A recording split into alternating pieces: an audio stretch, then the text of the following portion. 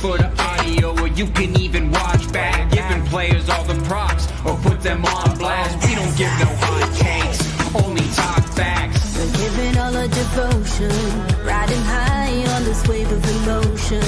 Going all out, yeah, cause this is our time. No, ain't no stopping us till we reach the finish line. All in, we came here to win. We're gonna give everything. S-I-C-K on the run. S-I-C-K, sick, sick. On fire, we're ready to fight. We'll bring the house down tonight. S-I-C-K on the run. S-I-C-K, sick, sick. Playing on the car ride, play it when you lounge. X and O, you know that we can hold it down. Shout out to my man Sammy, got it off the ground. And to all the listeners tuned in right now, got debates, analysis, and speculation. This is sports talk for the new generation. You know where to find us, got a reputation. Sick podcast, your #1 sports destination. We're giving all our devotion, riding high on this wave of emotion. Going all out, yeah, cause this is our time. No, ain't no stopping us till we reach the finish line. All in, we came here to win. We're gonna give everything. S-I-C-K on the run. S-I-C-K, sick, sick. On fire, we're ready to fight. We'll bring the house down tonight. S-I-C-K on the run. S-I-C-K, sick, sick. S-I-C-K is the sickest podcast. Tune in for the audio, or you can even watch back. Giving players all the props, or put them on blast. We don't give no hot takes, only talk back. S-I-C-K, S-I-C-K, S-I-C-K, S-I-C-K, S-I-C-K, S-I-C-K, S-I-C-K. All in, we came here to win. We're gonna give everything. S-I-C-K on the run. S-I-C-K, sick, sick. S-I-C-K is the sickest podcast. Tune in for the audio, or you can even watch back. Giving players all the props, or put them on blast. We don't give no hot takes, only talk facts. We're giving all our devotion, riding high on this wave of emotion. Going all out, yeah, cause this is our time.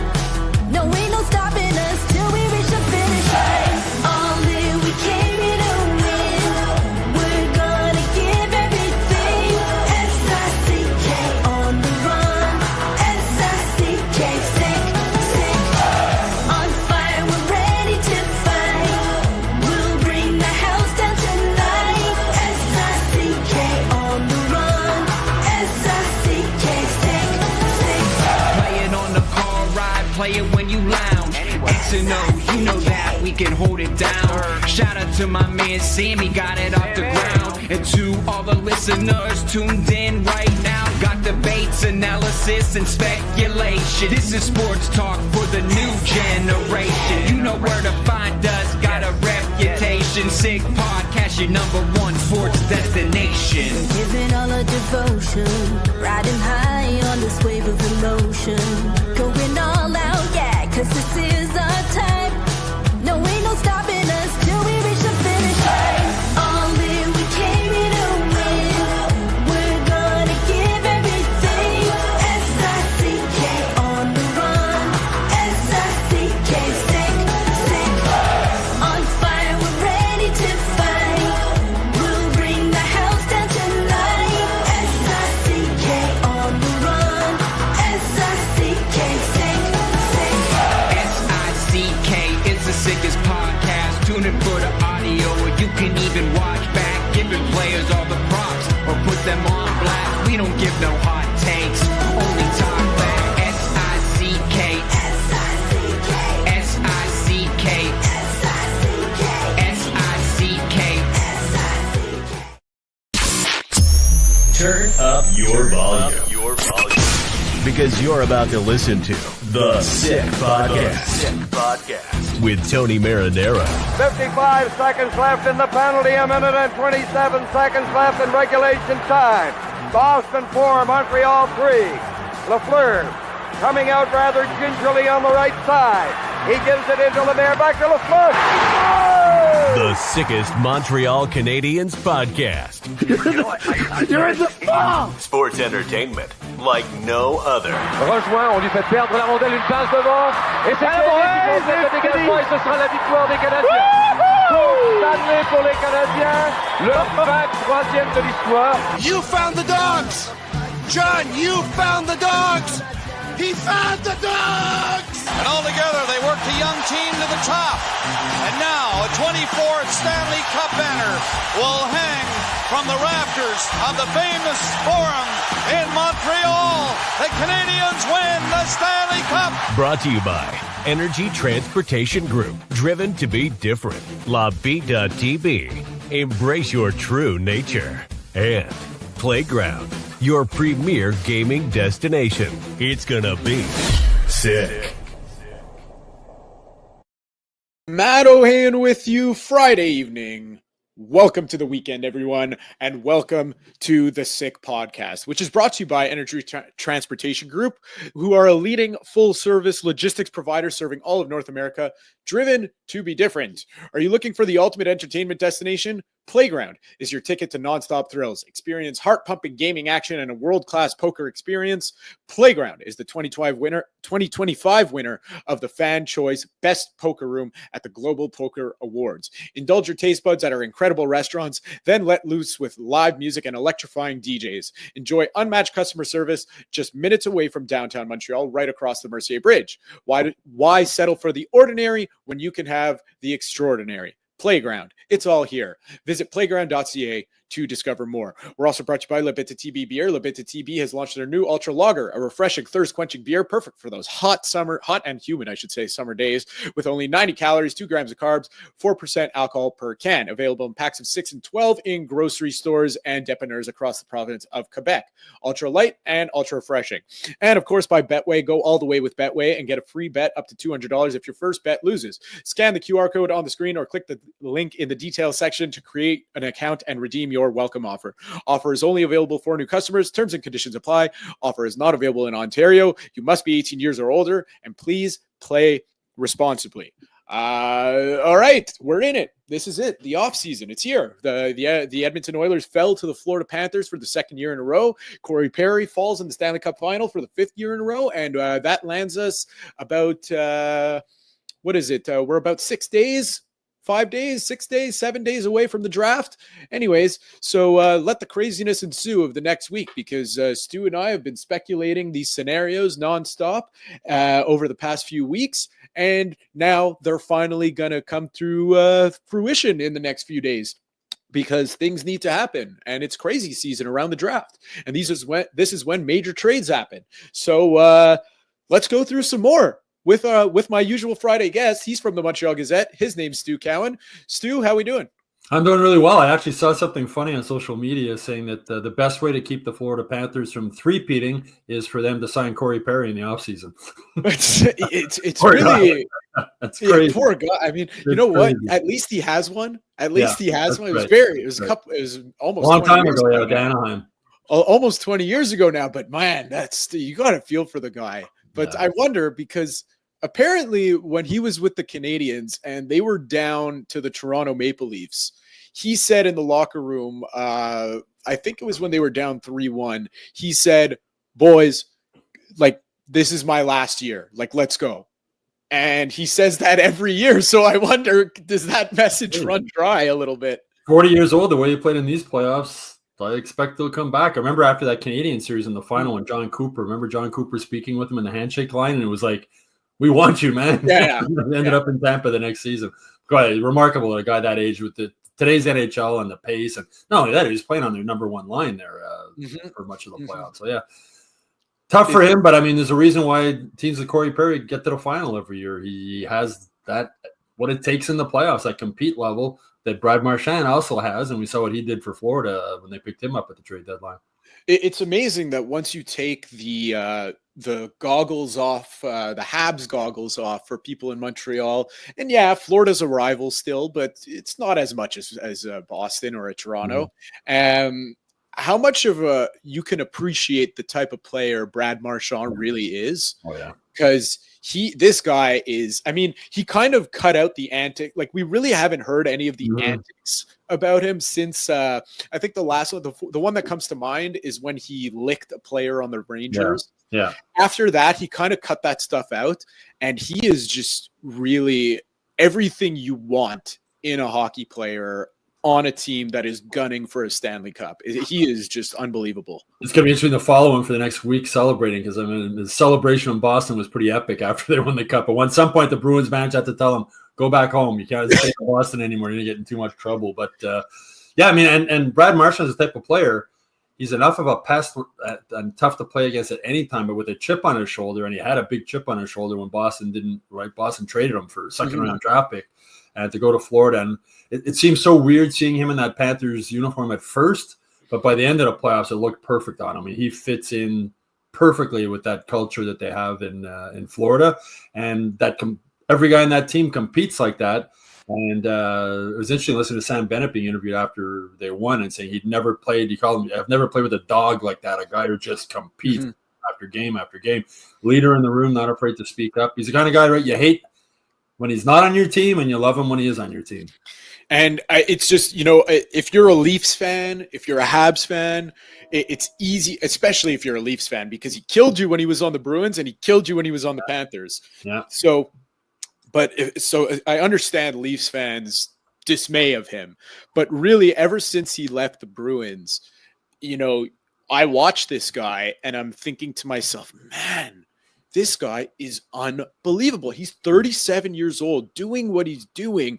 The oldest player on the Panthers, and was one of their most significant players in that run. It was just really amazing, and I'm very curious to see where he will end up come July 1st, because I don't think he's going to retire. It's a good chance it might be Toronto. I mean, he's the exact type of player that team can use. That team that doesn't seem to have heart, doesn't seem to have desire, doesn't seem to have that compete level in the playoffs. And they could use Corey Perry and Brad Marchand. They could use Sam Bennett too. And the thing with the Leafs, you know, they'd have to get rid of a couple of contracts. The problem with the Leafs too is everybody's got a no trade clause on that team, it seems, right? Also, it makes it more difficult. But those are the type of guys the Leafs need, and somebody's going to overpay for Brad Marchand. Somebody's going to give him, 4 years or 3-4 years at like $8 million a year. It might not look good at the end of the contract, but for a team looking to take that next step next season and win a Stanley Cup, he can certainly help. Well, it goes back to that whole philosophy that I guess Marc Bergevin had when he signed or acquired and signed Josh Anderson, signed him to that contract. He basically said, I'm not going to be responsible for this by the time it runs out. So it's not my problem. I'm just going to sign him, and that's going to be that. Turns out that Josh Anderson has been a pretty significant player for the Montreal Canadiens the past few years, which has been good. With the exception of 2 years ago, he wasn't so good, but this past year he was a solid hockey player. But again, that's just it's going to be interesting in Toronto. They got 25, just a hair under $26 million in cap space, but a lot of holes to fill on that roster. So it certainly will be interesting. Now, I want to shift our focus, of course, to the Habs. And if you put your money down on we're going to be talking about who could be the 2C, well, you won your bet. So I've been thinking a lot because I'm flip-flopping a lot, and there's a lot of elements to this, because what are the trade chips that the Canadiens have to acquire a 2C? Well, obviously it would be both first-round picks. It would be one or two of their 3 second-round picks, and you could throw in a couple prospects names in there as well. Lots of young defensemen. But the thing is, now that I'm really thinking about it, is that are those first-round picks really worth all that much? And what I mean by that is, yes, they are first-round picks and they're mid-round, but what Elliot Friedman seems to think is that a lot of teams in that range are making their first-round picks available, and that's just a supply and demand thing. So yes, it's a first-round pick, but there are so many available that what's the true value of a mid-round first-round pick this year? Yeah, I wrote a column this week saying, the Panthers only had 4 players on their team that they drafted. All 4 of them were first-round picks. And, people talk about, Canadiens draft picks and draft busts that they've had over the years. If you look at the past drafts from the Panthers, they've had busts too. I mean, I've said it all along many times in this podcast. The draft is a crapshoot. You're trying to predict how 18-year-old kids are going to perform moving forward. And, Jake Evans, the year he was drafted, 7th-round pick, he's played way more games in the NHL than anybody else the Canadiens drafted that year in the draft. So it really is a crapshoot. And the Florida Panthers is sort of a copycat league. And you look at a team that just won the Stanley Cup with only 4 players on the team that they actually drafted. And they haven't had a first-round pick, I believe, for the last 3 years, and they don't have one for the next 3 years also. So, Zito traded away a lot of first-round picks to win the Stanley Cup. Took the risk, you pay the price, it paid off with the Stanley Cup, right? At the end of the day, the goal to win the Stanley Cup and the value of first-round picks is, especially 16, 17, you look at Philip Massaro, who was 21st or 21st, 23rd, and hasn't panned out so much for the Canadiens so far. So I think it's worth taking the risk and trading away 16 and 17. And people will say, look at what happened with Kirby Dach and look at what happened with Alex Newhook. It's too early to say that those trades haven't worked out, right? We haven't really seen a healthy Kirby Dach, and Alex Newhook's still a young guy. So the Canadiens thinking when they made those trades is they wanted players that they already had seen what they could do in the NHL, more of a proven commodity, already have experience, are ready to step in and play right away. So I would expect the Canadiens trade at least one, if not both, of those first-round picks to get guys who can play for them right away. Well, also you mentioned copycat league, and this is what Florida is being built on. Florida was built on these reclamation projects. Sam Reinhart was a reclamation project. Carter Verhaeghe was a reclamation project. Sam Bennett was one. And then one of the first round picks was Anton Lundell. Matthew Tkachuk they got in a trade that not a lot of people thought was a very good trade at the time. Gustav Forsling was acquired off of waivers. These are the type of value players that will get you to where you want to go, because it's like you said, the draft is a crapshoot. I don't know when the last time a team held consecutive back-to-back first-round draft picks. This might be the last time. It was 2015 when the Boston Bruins had 3. And they drafted Jacob Zboril, Jake DeBrusk, and Zach Senyshyn. 2 of those guys, unless we have some Bruins fans listening, two out of the 3 of those guys, most people are saying, who the hell are they? Yeah, that's just how it goes. And then you want to look at the next 3 picks after those 3 by Boston: Matthew Barzal, Kyle Connor, and then Thomas Chabot. So you really don't know when it comes to the draft, and that's why I don't think the Canadiens are in a position yet to be just dishing off first-round picks like Florida is, and like teams that are going for the cup. But they can give one of them, or maybe both of them, if the player that they are acquiring is right, which is what we're going to talk about now. So there are a few names I was thinking of. Also, the other, this is going to be, we're going to call this 1A, B, C, D, however many players, and then Plan B is going to be at center too, because they essentially that'll mean that they flop, essentially. So I think we both would be pretty surprised if Sam Bennett came to Montreal. So I'm not going to mention him. No. Now, players that are available by trade. Tony spoke about this 2 nights ago. He mentioned that everyone's talking about Sidney Crosby, but nobody's talking about Evgeny Malkin. I think that would be someone to circle, personally. He already said he's going back to Russia next year, or after this coming year. So how does that drive down his value? Him that I could highlight. The big one that I'd like to highlight, big price tag, contract-wise. I don't know what it would take to get him in a trade, but I would like to get your thoughts on this next one, Stu, is Steven Stamkos. Yeah, that's you can score goals, that's for sure. That age and that contract, that's a lot of money. It didn't go that well for him in Nashville this season, his first year there.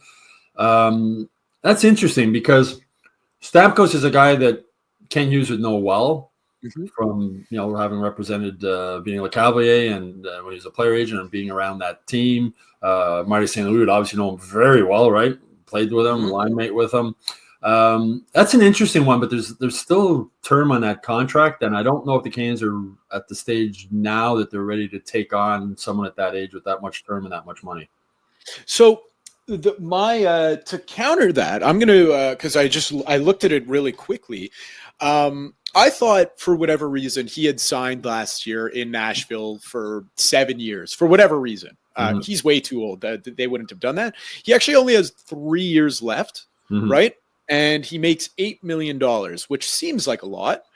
He would be the second high if they would acquire him. He would be the second highest paid forward on the team after Patrick Laine. But the other side of it is that it's only 3 years. The cap's going up considerably over the next 3 years. And I just feel like everybody on Nashville had a bad year. It was a disastrous season there, Oh, he had 27 goals. He was also minus 36. I mean, take plus minus with a grain of salt. But and from hearing his comments after the season, it wasn't like he was too happy with the way things turned out there, obviously. And he only had 27 goals. I say only because he's a guy of Steven Stamkos' caliber. But he only had 27 goals, but he was still the second leading scorer on the team behind Philip Forsberg. So is it that much? Is he done? I'm not convinced. I'm not convinced. So I think that would be a super, super interesting one. Well, the thought of coming and playing for Marty St. Louis, I would think would be appealing to Steven Stamkos. Good friends, former teammates. I think that would be appealing if he was looking to move out of Nashville, if Nashville was looking to move him and ditch that contract. But again, I'm just not sure that the term and the length. And it's interesting too, because, all the talk about, second line center and Stamkos, he could fill that role for a short term, right? Speaking with Michael Hage's coach today in Michigan, I'm writing a column on that this weekend, and he's not ready to come to the NHL yet. He's still got to put on weight. He's in Michigan now. He's still bulking up. He's still down. I'm speaking to his coach. He's still working on his 200-foot game. Michael Hage at this point is not close to being in the NHL. He's at least 2-3 more years away, and that factors in with Stamkos. He was saying 3 years left on the contract. Is that enough to bridge? And if Michael Hage does develop into a guy who can be a second-line center, but he's not going to step into the NHL and be a second-line center right from day one, right? I mean, they were hoping Kirby Dach could do that with the Canadiens, and he hasn't been able to do it. So nothing would really surprise me this summer. And one of the things that we've seen with Kent Hughes since he came here is the connections with players. He had a connection with Alexandre Carrier. He's had a connection with guys that he just brought here. And there's a connection, as I said, I'm sure Steven Stamkos really well. And Vinny Lecavalier, part of the Canadiens management, knows him well. So maybe. The other name I want to throw out there, his name, has been making there's two more names I want to throw out there. This one caught a few people, raised a few eyebrows, which was Claude Giroux, according to Bruce Garriock, said that he would be open to the idea of exploring Montreal should he make it to July 1st, and should the Canadiens be interested. That to me is interesting. And it would be the same idea as Stamkos. Obviously, it would be a lot less money because he's without a contract. He's going to free agency, and he's also 38 years old. Yeah. But he also hasn't played center since his days in Philadelphia. So I'm not too convinced that would be an area that the Canadiens would be willing to explore. I wouldn't think so. 37 years old, 15 goals last season on what was a pretty good team, Otto, right? Got into the playoffs. So it's, Father Time's undefeated, and that 34-35, there's not a lot of guys after 34-35 who can produce the way they did before. Sidney Crosby, of course, is one of the big exceptions to that rule. But time catches up with these guys. And Giroux, I don't think he's a guy that the Canadiens would have a lot of interest in at this point. Yeah, I'm right there with you. And the last one would be, in my opinion, if it's not going to, we're talking through trade right now. We're not talking offer sheets and all that stuff. The number one would be Anton Lundell of the Florida Panthers. that he 23 years old, a former first round pick. He is a 45-point player in the regular season. He just completed his 4th year, but then you go take a look at his playoff stats. So in my head, I don't know if I didn't notice this, if he plays, with the same edge that Sam Bennett plays with.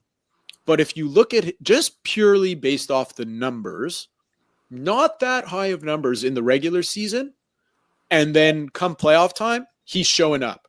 Because these playoffs just showed me that Anton Lundell is a stud. He really is. And if Sam Bennett resigns in Florida, does he really want to be a career third-line center? Yeah, that's a good question. I mean, I'm sure Florida doesn't want to get rid of him, but I mean, he fits in more with the Canadiens. 23 years old, right? He's right in that age group where all these other guys are, that 22, 23, 24, you would fit in perfectly as far as that group moving forward. I mentioned Giroux, like the opposite, you have 14 years difference there in age. But young guys like that are, 17 goals this season as a 23-year-old, not as a number one center, but it's going to be a lot of it's going to depend what happens, right, with who resigns. Like Florida's going to they can't resign everybody, right? They're going to lose somebody, and Bennett's another guy might be interested in going to Toronto. Lundell. It's one of the things we're really going to find out.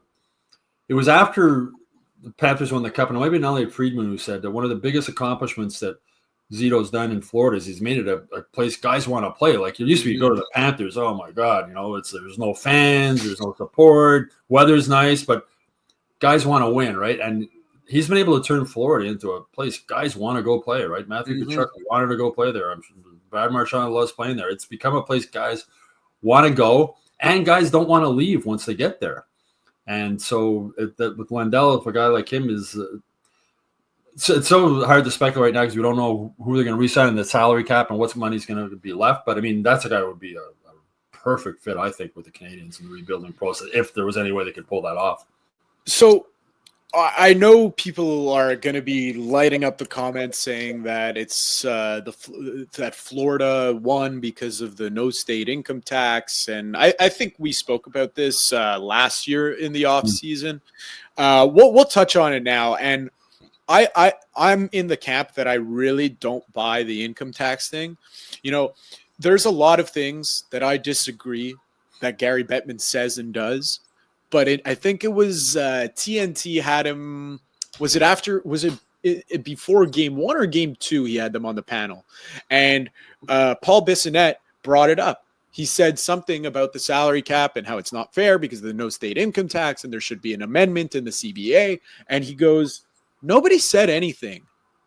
How many years was Florida a bad team for? How many years was Tampa Bay a bad team for? How many years were Dallas a joke? Yeah. Nobody said anything when that was the case. The bigger issue is that now that it happened, I saw this tweet. I forget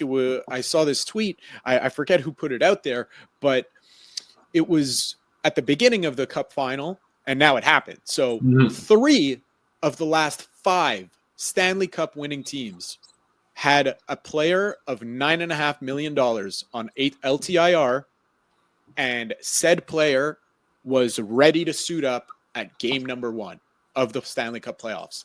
That, to me, is a way bigger issue than state income tax. It's part of, state income tax definitely plays a role in it. I mean, you look today, there's a Matt Duchene re-signed Dallas, 4 years, $18 million, right? He's underpaid for a guy of his value experience, right? But $18 million in Dallas with no state tax is a lot more money than $18 million in Montreal, right? Or Toronto or any teams that don't. So I think it definitely plays a role when it comes to that. And when you're making $14 million a year, which like a Mitch Marner probably will be next season, playing in a state-free tax, a lot more money in your pocket. But at the end of the day, and Ken Hughes has spoken about this often, and he knows players better than anybody from being a player, guys want to win, right? So the reason Florida is an appealing place now is because they win. They built a winning team. So you can go there, you can have the great weather, you can have no state tax, and you can win. Winning is the number one thing above, I think, anything else. Guys aren't going to go to a lousy hockey team for no state tax. Well, and you wonder about guys who do want to do that and don't care if they win or not, just worry about the money. Do you really want those guys on your team? So it definitely plays a role in guys making big money going there. Guys maybe staying there for less money, because less money there is sort of equal, like $4.5 million in Dallas. I'm not an accountant, but it's probably worth the same as about $6.5 million, maybe somewhere in Montreal or something like that. Mm-hmm. So that definitely plays into it. And you mentioned about guys being hurt and then coming back the first day of the playoffs. That's one of the most ridiculous rules in the NHL, how the salary cap counts for a game on Tuesday in February against Carolina, but it doesn't count for game one of the Stanley Cup final or game one of the playoffs. I mean, how the salary cap should be in effect through the playoffs also, but it's a loophole, and general managers find ways through loopholes. The league puts in all these elements to try and protect their general managers from spending too much money, and then they find ways to work around that. I remember talking with Brendan Gallagher this season, and they were talking about limiting contracts, and now it's at 8 years, right? They want to limit it to 5, do all these things to protect themselves from themselves. And Brendan Gallagher said, that's ridiculous. Nobody's forced anybody to give anybody an 8-year contract. They chose to. Didn't have to. You can give them 5 years, 4 years. So the owners, it's one of those things where they try to protect themselves. The owners, the owners try and protect themselves from themselves and from their GM spending too much money. And the NHL has been able to do it better than other leagues with a hard salary cap. But it's the state tax does play a role. But as you said, I don't think it's the number one thing. I think the number one thing is people want to go somewhere where they can win. And that's what Ken Hughes is trying to do in Montreal, build a team where it's fun to play, it's fun to show up at the rink, you like your coach, you're happy, and you have a chance to win. Well, that's it. You also want to you want to like where you live, and for all these guys, I mean, it's hard for us to say because we don't get paid millions of dollars, but these guys aren't worried about, I'm paying more tax here versus less tax there, because you're still making millions of dollars. Now it's easy for us to say, but that's, what you would have to think. But again, to just put a lid on this LTIR thing. I mean, if I was making $14 million a year, which I never will. Yeah. But if I was, and I could do it somewhere where I'm paying $2 million a year less in tax or something like that, that would be very appealing to me. Sure. There you go. So, but if, to me, the bigger issue, like I said, is the LTIR thing, and that's easily controllable. Yeah. You can't handicap the Florida Panthers for being located where they are. You can't do that. No. That's just not fair. Mm-hmm.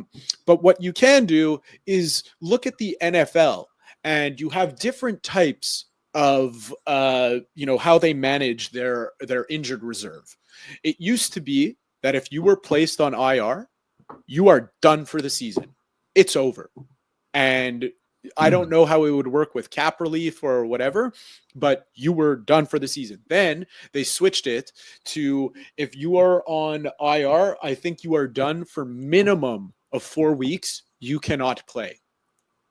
And then you get activated off your practice window. And if you don't play in the 3 weeks of your practice window, you are shut down for the season. It doesn't matter if you're Patrick Mahomes or you're the third string long snapper. You are done. And I don't know. I'm sure there are still some loopholes in there that teams exploit.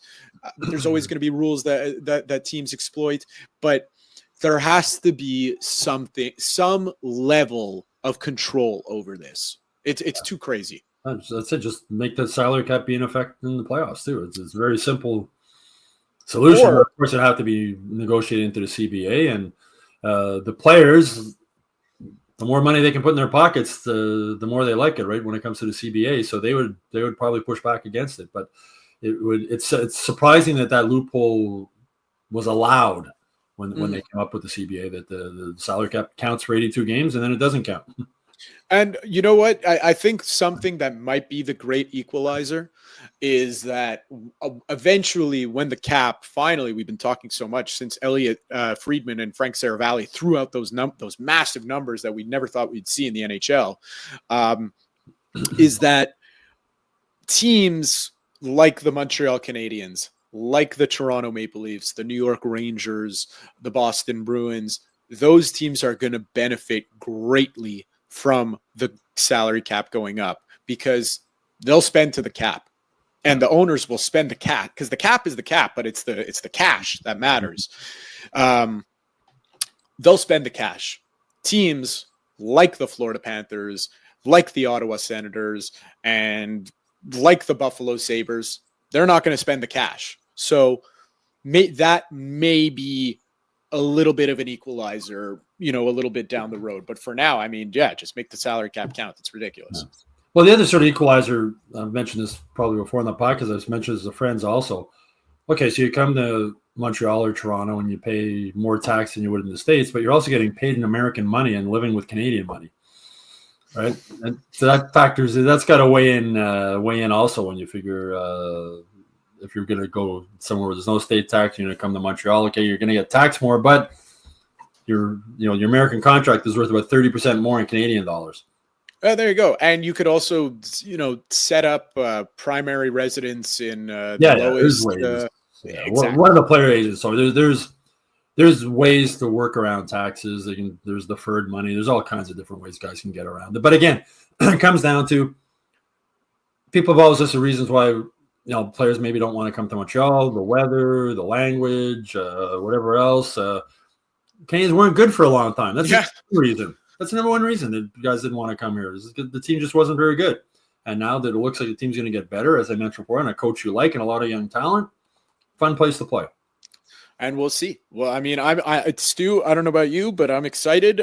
Finally, we're close. We're closing in on the draft. We are about a week away, a little bit less than a week away from the draft. And it's going to be exciting times because finally we can stop talking about these hypotheticals and we could talk about the hard news that'll be happening in the coming days. But if you did have to make one bold prediction for the next, call it the next week, or even we'll stretch it from now till free agency, what is one move not to put you on the spot or anything, but what is one move that you could see the Montreal Canadiens getting done before the opening of free agency?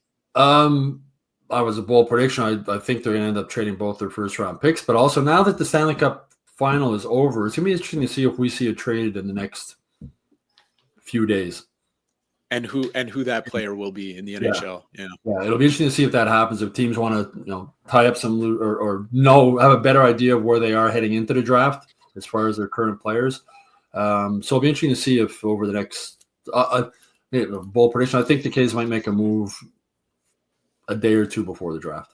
Yeah, because historically they usually with the Alex Newhook and the Kirby Dach, that was on draft day. Well, Kirby Dach definitely was during the draft. And Newhook was on draft day. So we'll see. It's exciting times. Who they might be able to get in a trade might impact whether they trade their first two first round picks, or what they end up doing moving forward. So I'm really looking forward to the next. It's going to be fun from now through the draft, through free agency on July 1st. The Habs development camp is July 1st to 3rd. So there's a lot of things to look forward to now that before we officially go into summer. Yeah, and then, once the Canadiens draft who they draft, then the deep diving into these prospects and who they could be and what they will do and all the fun stuff that comes with. And it's crazy because it's very cyclical, Stu. Every year we say, enjoy the summer. Let's all pump the brakes because we're going to blink and it's going to be September. The golf tournament's going to be here. So it's cyclical. It's going to happen again. And so let's enjoy, as hard as it is when there's nothing on TV at night. Let's enjoy there being no hockey, as hard as it is. Yeah, the 12 months a year almost. It's crazy. Marty St. Louis was talking about that. He was on a podcast the other day and he was saying how things have changed since when he was a player. And if you're an NHL player, it's 11. Well, look at Florida just finished, right? Mm-hmm. Edmonton just finished. The training camp starts, the Canes golf tournament in September. It's going to be a very short summer for those guys, which makes it even more impressive how the Panthers were able to win back-to-back and the Oilers were able to go to the final back-to-back, is that these guys are so beat up. You see the injuries that some of these guys played through, Kachuk and Barkov and these guys, and a couple of months from now, they're going to be back. They're going to have a week off or 2 weeks off, and then it's back to training and getting ready for training camp the next year. It's as Marty St. Louis said, it's 11-month-a-year job for these guys now. You know what? Just before we end off, just to bring it back to Florida, because I was thinking about when Tony was talking to Pierre Maguire the other night, and they said what happened is that the Montreal Canadiens, the Florida Panthers, absolutely demolished the Edmonton Oilers this year. What, like, I'm just trying to think, what can happen? Like, who's gonna? Was it like this when Tampa Bay won 2 Stanley Cups in a row? Were they this dominant, or is this just recency bias that I'm thinking? Well, the Panthers are just so deep, right? I mean, talk about rolling 4 lines in the playoffs. They roll 4 good lines, 4 solid lines. They have, 2 of the best defensive forwards in the NHL. They have a goalie when he's on who's as good as anybody, and they have a coach that's a great coach, and the players love playing for him. And they're built for the playoffs. I mean, they have that edge, right? They have that. They're not fun to play against. They're it's over. Every line plays the same way, it seems. You can see the Oilers getting frustrated, right? They couldn't get the puck over the red line at points. Now, these are 2 of the best players in the NHL around the Oilers. They couldn't get anything going. It's just they're relentless. It's one line after another, and they play the same style. And Paul Maurice says, they never change. Like, winning, losing, they just do the same thing over and over and over and over and over, and it grinds you down. And then they have a goalie who's, when he's on, as I said, is really on, and that gets frustrating too. Goaltending was part of the reason the Oilers lost, not the number one reason, I don't think. Your best players aren't scoring. Doesn't really matter who's in goal, but the reason the best players aren't scoring is just that Florida team is just I enjoy watching them because they're so dedicated to their system and their concepts, and the puck goes in deep, and it goes in deep, and they forecheck hard, and they're just relentless. And it's not fun to play against them. It's not fun to play against them one game in the regular season. Yeah. It's definitely not fun to play against them 7 games in a row. The Canadiens beat Florida all 4 times they played them this year. Those games are spread out, right? So playing the Panthers 4 times spread out over 6 months. It's a whole different game. Playing them 4 times in 8 days. Yeah, it's a whole different game. It's just, I wonder, I mean, this is going to be the week and the week and a half up to, including July 1st, which team is really going to go for it and try to cut the head off the dragon that is the Florida Panthers, because seemingly they're still going to have money to sign people. So there's no end in sight. Well, that's the thing. I mean, the salary cap is the thing is going to stop them. More, as I joked earlier, signing Corey Perry. But that's it. The salary cap, you're right. So if they lose Sam Bennett, they're going to have money to go out and get somebody else. And it's a place players want to go, right? So it's not like, if they're throwing around money and no state tax and a really good team, sign me up. I'm there. That's it. So it's really, we'll see who is going to go for it and who will try to cut the head off the dragon, because Edmonton, it seems like a simple fix, but we'll talk about this another time. But anyways, it's very, very exciting. All that to say, Stu, thank you very much. Enjoy your weekend and stay dry, but also stay cold. I don't know anymore. The weather is unbelievable these days. All right. Enjoy your weekend. Thank you, Stu. That's Stu Cowan. Thank you, producer Shane back at Master Control. We'll catch you next time. And that's a wrap. Hope you don't miss us too much until next time. Follow the Sick Podcast with Tony Marinaro on YouTube, Instagram, Facebook, Google Play, and Apple Podcasts. The Sick Podcast is brought to you by Energy Transportation Group, driven to be different. Tibi. Embrace your true nature. And Playground, your premier gaming destination.